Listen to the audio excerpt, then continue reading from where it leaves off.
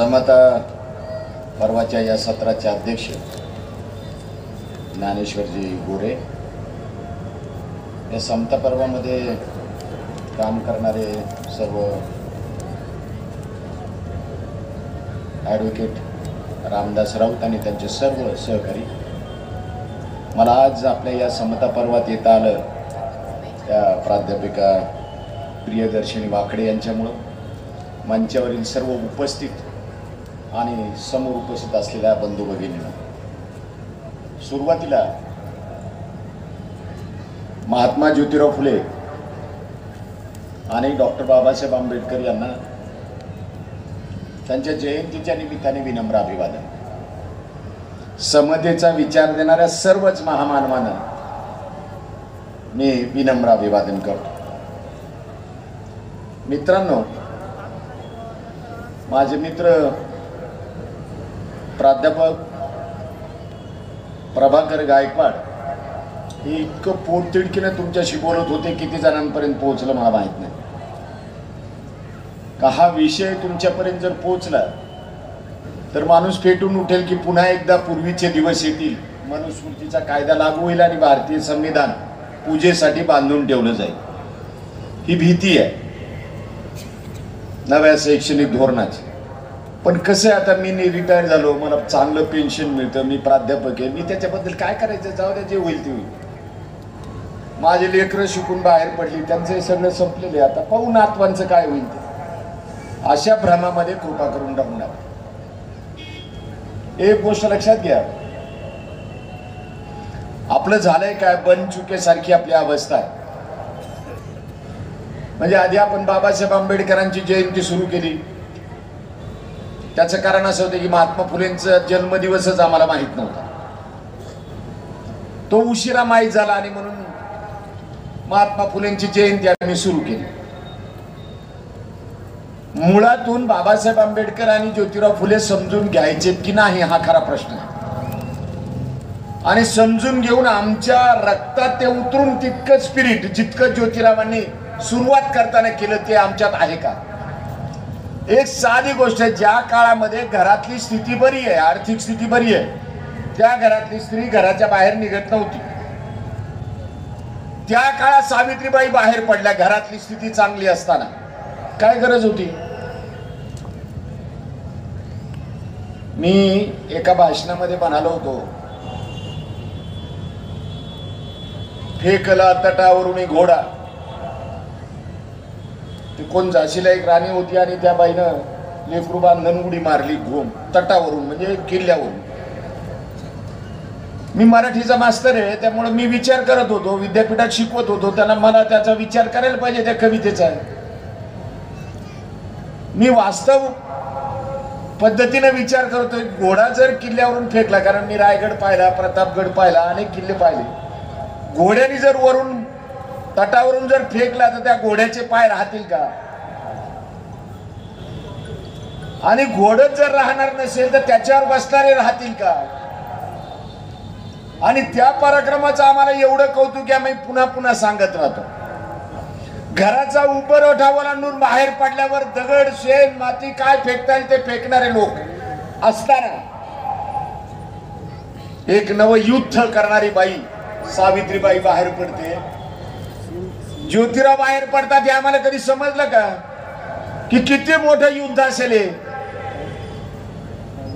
वर्गाच्या बाहेर जेव्हा बाबासाहेब आंबेडकरांना बसवलं तेव्हा किती मोठ्या अपमानातून बाबासाहेब आंबेडकर पुढे गेले असतील, ते आम्हाला कधी समजलंच नाही. आम्ही फक्त बाबासाहेब आंबेडकर की जय आणि ज्योतिराव फुलेंचा विजय असो, जय ज्योती, जय सावित्री आणि जय भीम, त्यांचं जीवनच मुळामधलं समजून घेतलं पाहिजे. नंबर एक, त्यांचा लढा कशाच्या विरुद्ध होता हे जरा नीट समजून घ्या. त्यांचा लढा व्यवस्थेच्या विरुद्ध होता. आगरकरांनी लढा दिला, लोकहितवादी लिहित होते, अनेक नावं सांगता येतील मला, रानडे लढत होते. ते आहे ती व्यवस्था तसंच ठेवून समाजात बदल करू इच्छित होते. आणि महात्मा ज्योतिराव फुले, सावित्रीबाई फुलेंना ही व्यवस्था संपून टाकायची होती. इमारत जर सडली असेल ना तर ती पाडावीच लागते, नव्याने उभी करावी लागते, असं ज्योतिरावांचं म्हणणं होतं. तो मलबा फेकून देऊ आपण आणि नवच मटेरियल वापरून आणि नव्या पद्धतीने इमारत उभी करू. ही व्यवस्था सडलेली आणि यातली मूल्य सडलेली आहेत, ही सगळी फेकून द्यावी लागते. म्हणून नंबर 1 त्यांनी काम केलं. पहिल्यांदा या देशामध्ये कधीही कुणीही काम केलं नाही आधुनिक भारतात असं एक काम ज्योतिरावांनी केलं. हा पहिला महापुरुष आहे ज्या माणसानं पुरुषार्थ दाखवला. फार चीड येते तुमची माझी स्वतःची, मला माझी चीड येते कधी.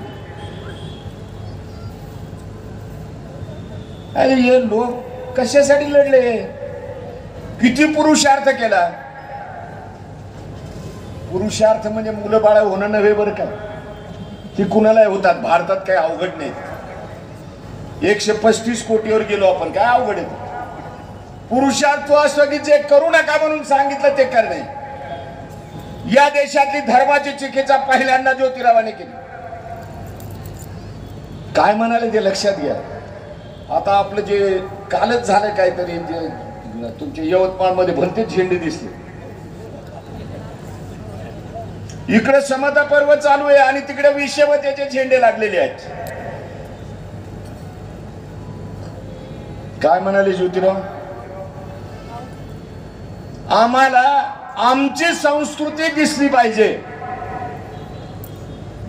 तिचं रक्षण करता आलं पाहिजे. आम्ही तर सांगतो भारताची संस्कृती फारच पुरातन आहे. कोणती संस्कृती आहे, बायांना घरात कोणून ठेवायचं, जास्त शहाणपणा केला तर जाळून टाकायचं, पुरून टाकायचं, मोकळं व्हायचं आणि पुन्हा सांगायचं यत्र रार्यस्तु पूज्यन्ते तत्र रमन्ति देवा. ज्या घरात स्त्रियांची पूजा केली जाते म्हणजे गाडल्या जातात तिथं देव रममान होतो.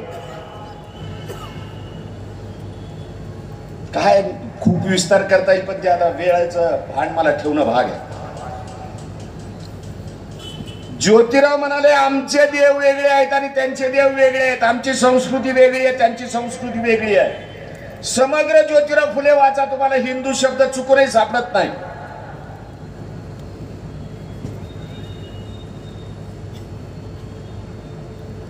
किती जागरूक माणूस आहे हा. लोक काय म्हणतात किती शिकला, म्हणजे ज्योतिराव किती शिकलेले होते याची चर्चा.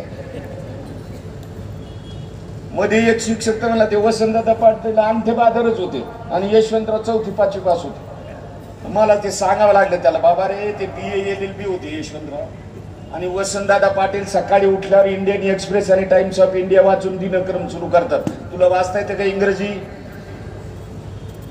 आमचं त्याच्यावरच चालतं. एक महान विचारवंत म्हणून हा देश बदलायला निघालेला, इतिहास बदलायला निघालेला माणूस, महापुरुष, महात्मा आहे. त्याचं शिक्षण नसतं विचारायचं, तो सगळं बदलायला निघाला. ते म्हणाले जिथं जिथं पूजेला कोणी लागत नाही ती आमची संस्कृती. पोळ्याला बैल जेव्हा आमच्या घरात आणतात तेव्हा शेतकरीच पूजा करतो, तिथं पूजेला भट ब्राह्मण कोणी लागत नाही, मध्यस्थ लागत नाही, तेव्हा बैल पोळा आमचा आहे, आमच्या संस्कृतीचा भाग आहे. काय गंमतच आहे. महालक्ष्मीचा सण होतो तिथं ब्राह्मण पूजेला नसतो, घरातल्या बायाच पूजा करतात. नागपंचमीला नसतो, खंडोबा, ज्योतिबा, विरोबा, मराई, मसोबा यांच्या पूजेला कुणीही नसतं, ते आमचे देव आहेत. यांचा वेदात उल्लेख नाही, यांच्यावर पुराण नाही, यांच्यावर स्मृती नाही, ते आमचे. किती बेसिक मान्य आहे ही की आमचे देव कोणते आहेत आणि त्यांचे देव पहा कोण आहेत. म्हणून त्यांनी रामावर टीका केली, कृष्णावर टीका केली, एक सोडला नाही ज्योतिरावांनी. बेसिक असं जे चिकित्सा करावी लागते, पोस्टमॉर्टम करावं लागतं सगळं केलं. आणि हे करताना दुसऱ्या बाजूला इतिहासाची नवी मांडणी केली. छत्रपती शिवाजी महाराज म्हणजे हिंदू पद पादशाही निर्माण करणारा गो ब्राह्मण प्रतिपालक ही आमची प्रतिमा. हे ज्योतिरावने पहिल्यांदा छटकन बदलून टाकलं. ज्योतिराव काय सांगतायत, हा रयतेचा राजा आहे. पायच गंमत आहे, एक वेगळाच इतिहास. आमची पुस्तक काय सांगत होती, बरं शिक्षक आम्ही का लिहिणार आहे, वाकडे मॅडम शिवजयंती सुरू कोणी केली? कोणतेही बाळ गंगाधर टिळक त्यांनी सुरू केली म्हणजे, अरे ती ज्योतिरावाने केली. त्यांच्या समाधीचा उद्धार ज्योतिरावाने केला. आणि ते सांगतात हा रयतेचा राजा आहे, सामान्य जनतेतून आलेला राजा आहे. इतिहासाची नवी मांडणी आहे. बळीला पाताळात घालणारा वामन आमचा शत्रू आहे आणि आमचा मित्र कोण आहे? बळी आहे. बळी आमचा आदर्श आहे. आम्ही असे लोक आहेत ना भारतात, काहीच खरं नाही आपलं. राऊत साहेब त्या बळीची पूजा करतो, वामनाची पूजा करतो, असं कसं चालेल? दिवाळीच्या वेळेला दोघांची पूजा करतात लोक. ज्योतिराव फुले हे सांगतात की बळी आमचा आदर्श आहे, त्या पद्धतीनं पुढे जा. शिवाजी आमचा आदर्श आहे, त्या पद्धतीने जा. इतिहासाची एक नवी मांडणी ज्योतिरावाने केली. संबंध मांडणी जरा समजून घ्या. ज्याचा उल्लेख ज्ञानेश्वर गोरे यांनी केला, गुलामगिरी वाचा, ती इतिहासाची नवी मांडणी आहे. आणि पारंपरिक इतिहास फाडून फेकून दिलेला आहे, ही गोष्ट लक्षात घ्या. म्हणून धर्मचिकित्सा आणि देवचिकित्सा करणारा हा पहिला महापुरुष आहे. आणि म्हणून नव्या संस्कृतीचा जन्म झाला. तुम्हा आम्हाला माणूस म्हणून जगायला पुढे येतात. काय काय केलं त्यांनी? आत्ताचा विषय झाला, मी त्याच्यावर विस्ताराने सांगणार नाही. आम्ही सगळे शिक्षक म्हणजे प्राथमिक पासून ते विद्यापीठापर्यंत, मी विद्यापीठात होतो. आम्ही काय केलं? सावित्रीबाई पहिल्या शिक्षिका, पहिल्या मुख्याध्यापिका. ज्योतिराव फुले स्त्रियांच्या आपण ते केलंच ना त्यांनी. वयाच्या 20व्या वर्षी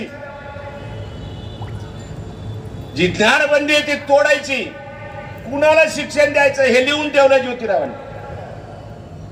स्त्रिया सगळ्या शोषित आहेत म्हणून स्त्रियांना द्यायचं. स्त्रियांमध्ये अस्पृश्य स्त्रिया जास्त शोषित आहेत म्हणून अस्पृश्य मुलींची शाळा सुरू करायची. नुसती शाळा सुरू करून नाही जमणार. उद्घाटन केलं, सुरू केलं. आमच्या तिकडे एकाने परमिट रूम बंद केलं, शाळा सुरू केली इंग्रजी, आणि तो म्हणाला परमिट रूम पेक्षा जास्त उत्पन्न मिळाले. आपल्या शिक्षणाचं असंच झालंय होती. त्याला काय बोलावं? बाबासाहेब म्हणाले शिका. काय शिका? ज्योतिराव म्हणाले शाळेत या. काय कशासाठी? सत्यनारायणची पोथी घालायची, वेद वाचायचे,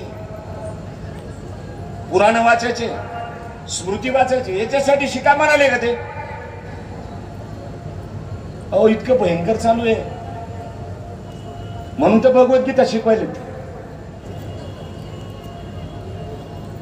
आणि आम्ही सांगणार आम्हाला संस्कृती येते. एससी असून संस्कृती येते, ओबीसी असून संस्कृती येते. थाटानं सांगतील उद्या लोक आपले. अलंकार काय आहेत आणि अलंकार काय नाहीत हे तरी समजून घ्या एकदा ज्योतिरावांचं चरित्र वाचून. वयाच्या 20व्या वर्षी शिक्षण संस्था स्थापन केली. आम्ही असे की वयाच्या 20व्या वर्षी ते बाप म्हणते अरे तुला काय कळतंय? म्हणजे त्याला आर्ट्स घ्यायचंय, सायन्स घ्यायचंय, कॉमर्स घ्यायचंय, अजून काय कर तेच कळत नाही 20व्या वर्षी. पोराला कळत नाही, पोरींना कळत नाही. पोरी बुद्धिमान आहेत हा अहवाल आहे तरी दोघांना कळत नाही.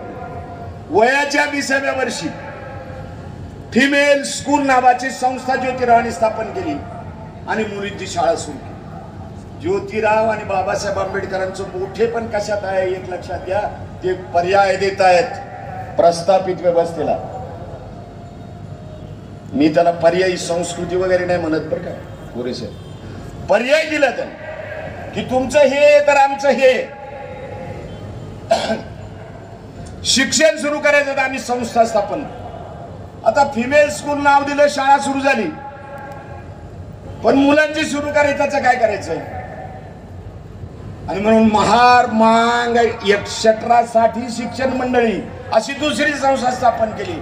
म्हणजे कुणाला शिक्षण देणार मी? महार मांग आणि इतरांना म्हणजे अस्पृश्यांना. होती सगळ्या जातीची मुलं. पण शिका म्हणजे काहीही शिका नाही. विज्ञाननिष्ठ दृष्टिकोन आणि विवेकनिष्ठ दृष्टिकोन द्यायचा आहे, हे शिकायचं आहे. म्हणून ज्योतिरावांच्या शाळांची संख्या अगोदर त्यांनी बोलून दाखवली. मी काय बोलत नाही त्याच्याबद्दल. प्रत्येक शाळेतला अभ्यासक्रम वेगळा आहे. जगातली सुंदर शिक्षणाची व्याख्या फक्त सावित्रीबाईला सुचली, कारण ती बाई प्रॅक्टिकली काम करत. त्याला विद्वान काय झालंय आपल्या देशात स्वातंत्र्यानंतर इंजिनियर घडवले, डॉक्टर घडवले, प्राध्यापक केले, शिक्षक केले, वकील घडवले, सगळं घडवलं. फक्त एकच शिल्लक राहिलं. मुंबई विद्यापीठाच्या सिनेटवर बाबासाहेब होते, ते म्हणाले हे बंद करा विद्यापीठ. यांनी डॉक्टर, इंजिनियर, वकील सगळं केलंय, पण माणूस घडवायचं शिल्लक राहिले. ज्योतिराव फुलेंना माणूस घडवायचा होता आणि त्या दिशेने सावित्रीबाई आणि ज्योतिराव काम करत होते. ते ज्योतिरावाचं आणि सावित्रीबाईचं एकत्र फोटो पाहिल्यावर सोनिया गांधी काय म्हणाले माहितीये का, मी काँग्रेसचा वगैरे नाही, कोणत्याच पक्षाचा नाही, असलो तर बीजेपीच्या विरोधात लागेल.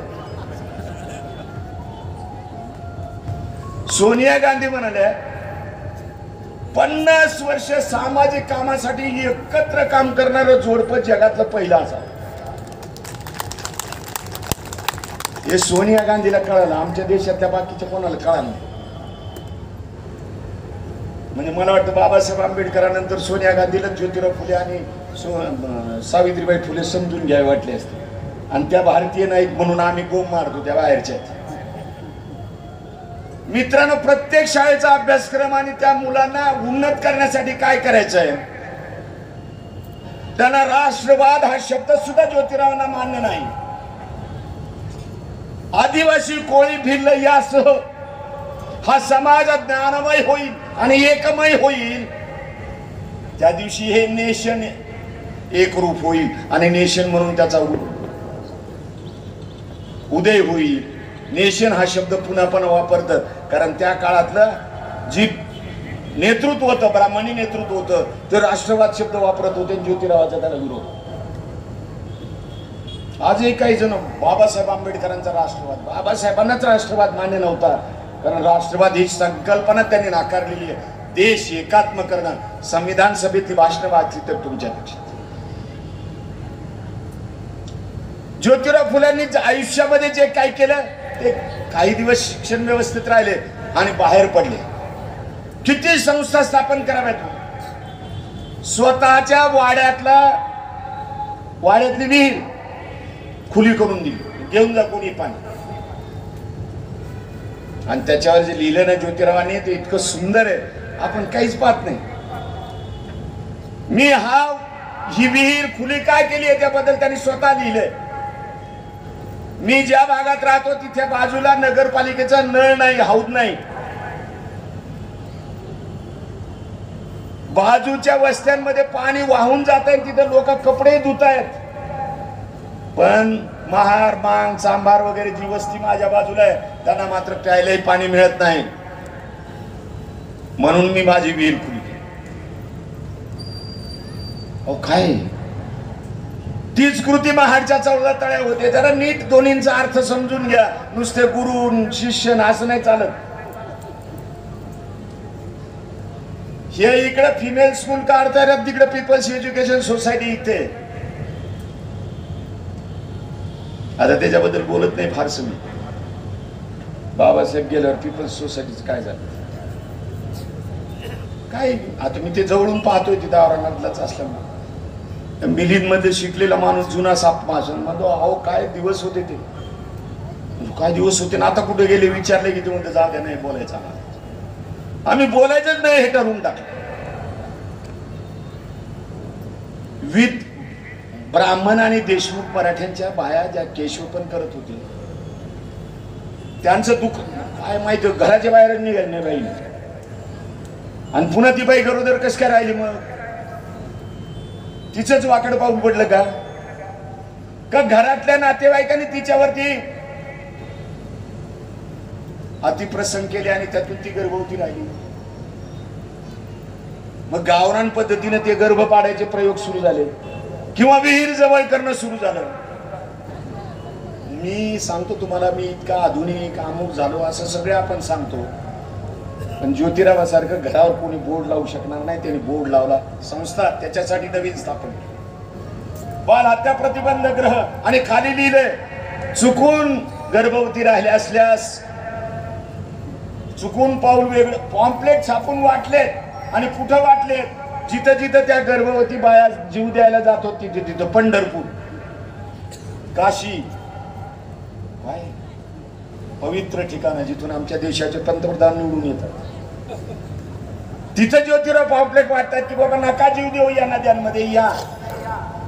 आम्हाला त्या कोरोनामध्ये प्रेत वाहून जाताना दिसली तरी आम्ही त्यांना निवडून देऊ, इतके आम्ही धर्मभोळे आहोत. त्याने उन्माद शब्द वापरला. हा उन्माद तुमच्या आमच्या गप बसण्यामुळे आला. 2 दिवसापूर्वी एका सभेत मी सांगितलं, बाबासाहेब इतके मोठे त्यांनी मूकनायक सुरू केलं, मुख्या लोकांनी बोलावं म्हणून. आता पुन्हा एकदा मूकनायक सुरू करावं लागेल. काय म्हणतो लक्षात घ्या. मी आपण मुके झालोय, शिकली सवरलेली माणसं. उद्या मला एका ठिकाणी भाषण जायचं, त्या अधिकाऱ्याचा मला फोन आला, सुपर क्लास 1 जपून बोलावर, काय सरकारबद्दल काही बोलू नका. अरे ते बाबासाहेब आंबेडकर असे नेहरूंवर प्रेम होतं त्यांचं आणि नेहरूंचंही प्रेम होतं त्यांच्यावर, पण विरोधासाठी म्हणून ते सरळ सांगायचे नेहरू फार चांगला माणूस आहे, स्वच्छ माणूस आहे. पण मित्रांनी सांगितलं की ऐकतो आणि आहे जातो, काहीच करावं. राज्यसभेत त्यांनी त्यांच्या एका मंत्र्यांनी केलेलं भ्रष्टाचाराचं प्रकरण ओपन केलं. असं स्पष्टपणे लोकांसमोर बोलता आलं पाहिजे. महाराष्ट्र राज्य निर्माण झालं, गुजरात निर्माण झालं, त्याची प्रोसेस आधी सुरू होती बाबासाहेब असताना. ते म्हणाले महाराष्ट्र, गुजरात आणि आंध्र प्रदेश अशी नावं कृपा करून देऊ नका. काय धाडस आहे या माणसाचं. ते ज्योतिरावांचंही धाडस आहे. काय म्हणाले बाबासाहेब, याला मराठा प्रांत नाव द्या, त्याला पटेल प्रांत बना आणि त्याला रेड्डी प्रांत बना. रेड्डी विरोधात, मराठी विरोधात, पटेल विरोधात बाबासाहेबांच्या. ते लोह पुरुष कोणतरी होता म्हणते ते पटेल, तोही विरोधात. हे सगळा विरोध पचून बाबासाहेब तसे ज्योतिराव फुले सगळी व्यवस्था बदलायला निघाले होते. आणि व्यवस्था बदलून चालणार नाही, मूल्य व्यवस्था बदलावी लागणार आहे. ज्याचं खावं मीठ हे मूल्यच बदलून टाकावं लागणार आहे. पायातली वाहन पायाजवळच बरी हे बदलावं लागणार आहे. साधं सांगतो आपल्याला, जगातले सगळे महापुरुष असं सांगतात की स्त्री आणि पुरुष हे समान आहेत. पण ज्योतिराव फुले हा एकच महापुरुष आहे जगातला ज्यांनी सांगितलं पुरुषापेक्षा स्त्री श्रेष्ठ आहे. हा एकच महापुरुष आणि त्यांनी ते सिद्ध करून दाखवलंय. ती का श्रेष्ठ आहे? ती मुलं जन्माला घालते म्हणून नव्हे, त्याने आधी घरातला हिशोब मांडला. घरात जास्त काम कोण करतं? जेवढे विवाहित आहेत ना इथं पती पत्नी आलेले असतील त्यांनी घरात खरंच एक आठवड्याचा हिशोब लिहून द्यावा. सकाळी अगोदर कोण उठलं, चहा कोणी केला, भांडे कोणी घासले,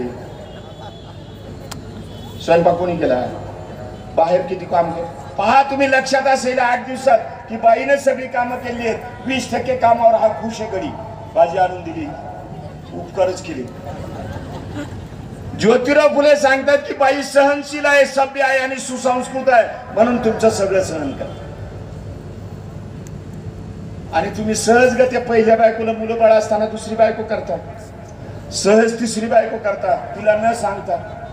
त्या काळातली सिस्टीम होती, त्याच्यावर ते भाषण करतात. सार्वजनिक सत्यधर्मामध्ये याचा उल्लेख आहे. ज्योतिराव फुले म्हणतात की 1-2 लग्नावर थांबू नये, 5-5 लग्न करावेत, 5 बायका कराव्यात, लवकर खंगून जाईल.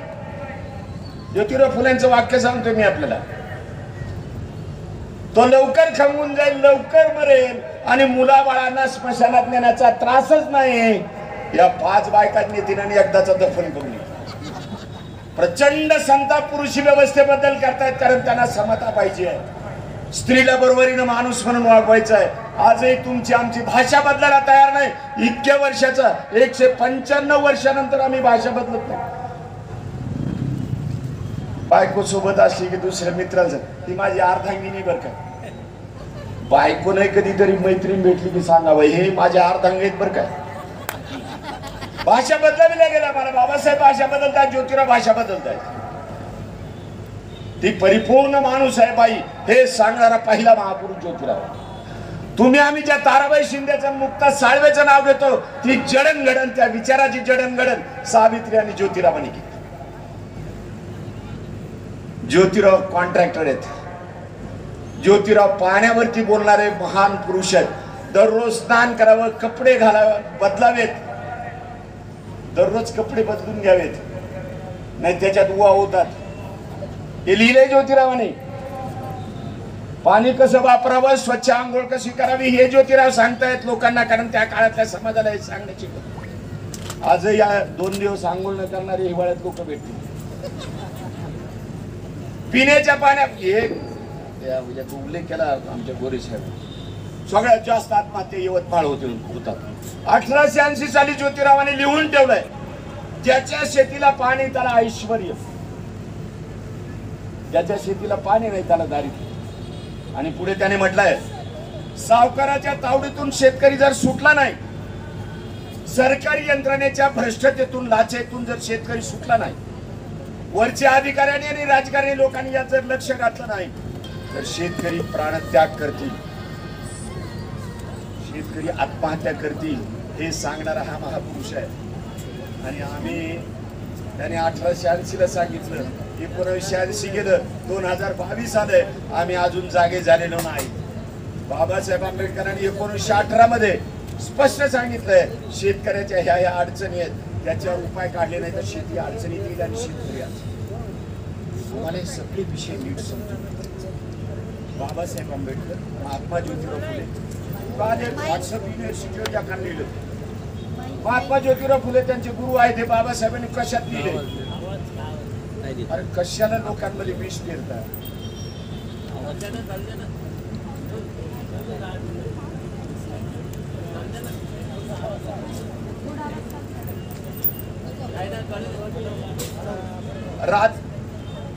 बाबासाहेब आंबेडकरांनी इतक्या ठिकाणी ज्योतिरावांबद्दल लिहिलंय. आम्ही आपले आजचे पोस्ट ग्रॅज्युएट PhD झालेले विद्वान लोक म्हणजे त्यांनी कुठे लिहिलंय का? मी त्याला लिहिले ते मागचं 10वीचं मराठीचं पुस्तक काढा, त्याच्यामध्ये बाबासाहेबांचाच लेख टाकलेला होता. मी त्या अभ्यास मंडळात, आम्हाला कळतच नाही. संस्था तर बारणीमध्ये खूप बोलायचं आहे, शेतकऱ्याचा सुरुवाचा. सत्यशोधक समाजानं जे काम केलंय ते जरा नीट समजून घ्या, ते आज उभारण्याची गरज आहे.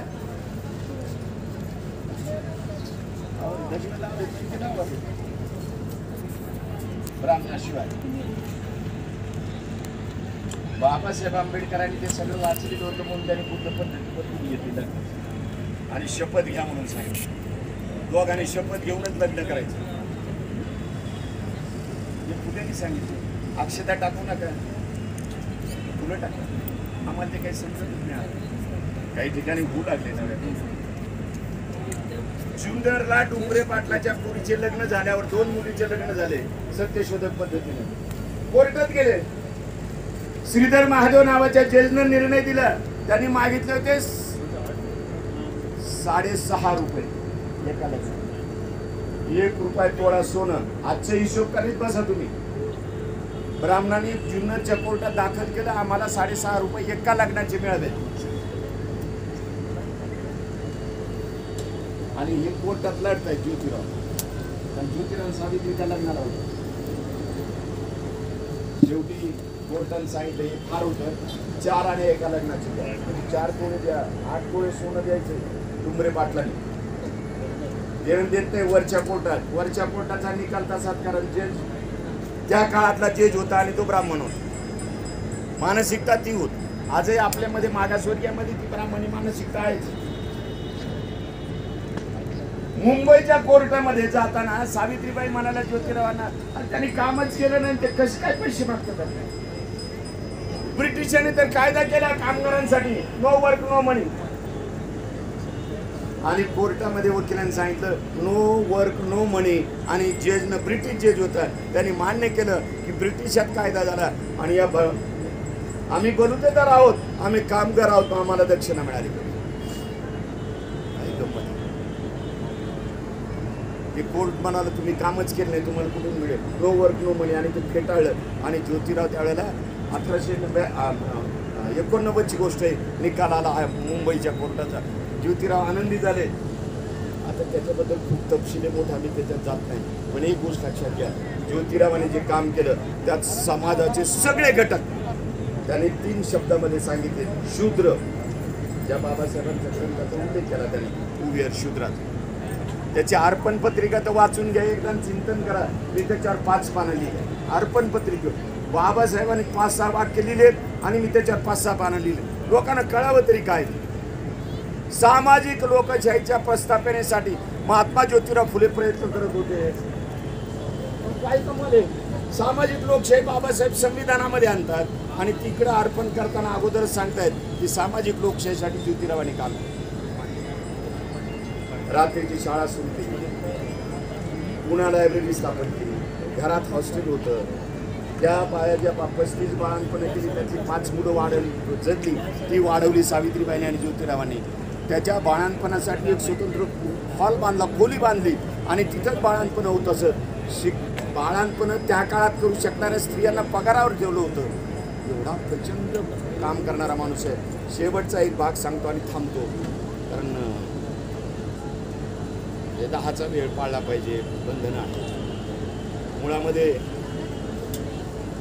मुळामध्ये ज्योतिराव फुले हा इतका मोठा विषय आहे. एकट्या सावित्रीबाईवर मी 3 तास बोललो आणि प्राध्यापकाच्या समोर बोललो. फक्त प्राध्यापक तुम्ही ते बाईला समजूनच घेत नाही. महात्मा ज्योतिराव फुल्यांची पत्नी आहे म्हणून नव्हे हो, स्वतंत्र व्यक्तिमत्व आहे म्हणून सावित्रीबाईला समजून घेतलं. शेवटचा एक भाग सांगतो आणि संपवतो. मित्रांनो, ज्योतिराव फुल्यांचा लढा इतिहास बदलणारा आणि त्या काळातल्या शोषित समाजाचं नेतृत्व करणारा आहे. म्हणून हा एक योद्धा म्हणून वेगळा आहे, हे जरा नीट समजून घ्या.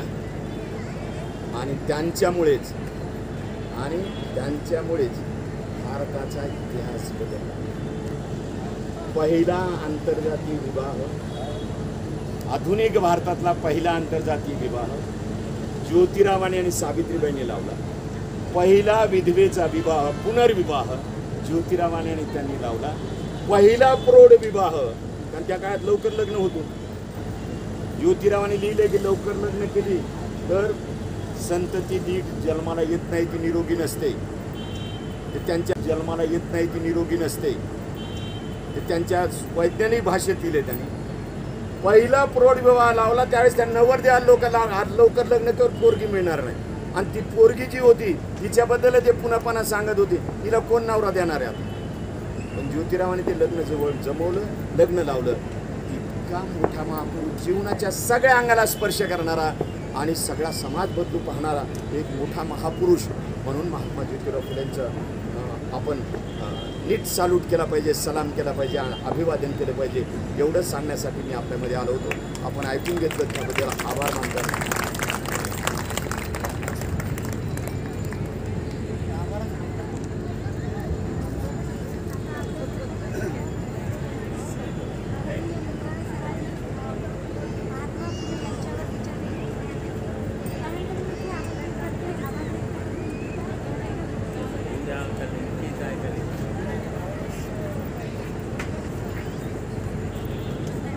पर्व 2022 करता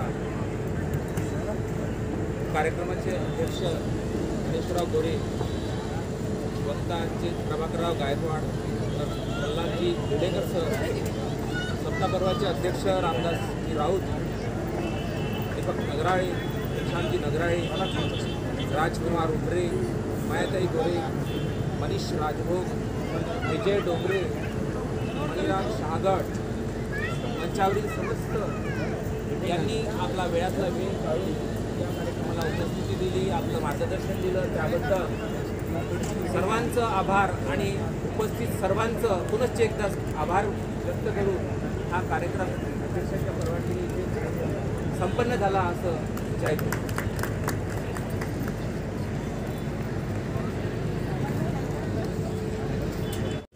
आपण पाहतो आहे प्रल्हादजी विलेकर सर असतील किंवा गायकवाड सर असतील यांचं व्याख्यान या ठिकाणी अतिशय सुंदर असं व्याख्यान या समता पर्वामध्ये आज झालेलं आहे. महात्मा ज्योतिराव फुले जयंतीनिमित्त या ठिकाणी हे व्याख्यान आयोजित होतं. आपण सर्वांनी या ठिकाणी हे ऐकलेलं आहे. आपण पाहतात JSM जनसंवाद महाराष्ट्र.